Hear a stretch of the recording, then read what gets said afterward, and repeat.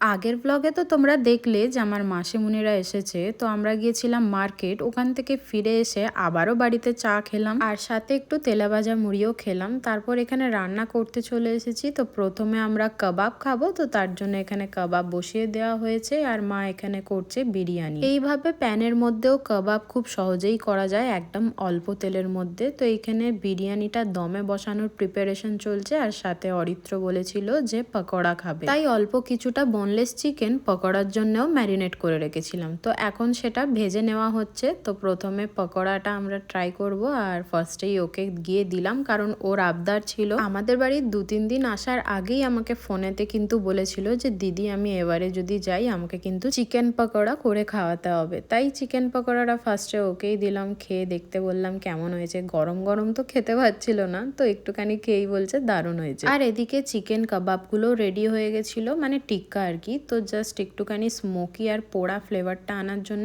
পুড়িয়ে নিলাম এক এক করে। আর সাথে গ্রিন চাটনিও করা হয়েছিল।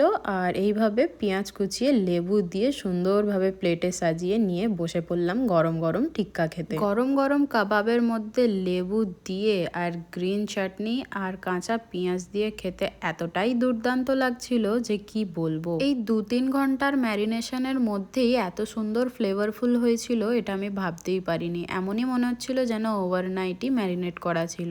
আমরা তো এই কাবাব খেতে খেতে সবাই মিলে অনেকক্ষণ ধরে গল্প আড্ডা করছিলাম, তাই তখন আর কোনো ভিডিও ক্লিপস নিইনি। তারপরে সোজা বসে পড়েছি ডিনার করতে। গরম গরম ধোঁয়া ওটা বিরিয়ানি দেখতেই পাচ্ছ, মা এখানে বসে পড়েছে বিরিয়ানি কাটতে। আজকে আবার আমাদের বাড়িতে দুটো বিরিয়ানি লাভার বসেছিল খাবে বলে, মানে আমার ভাই তো বিরিয়ানি লাভার বটেই, তার সাথে অরিত্র। আর বিরিয়ানিটাও খেতে দুর্দান্ত হয়েছিল। তো এইভাবেই আজকের দিনটা ভালো মন্দ খেয়ে কেটে গেল।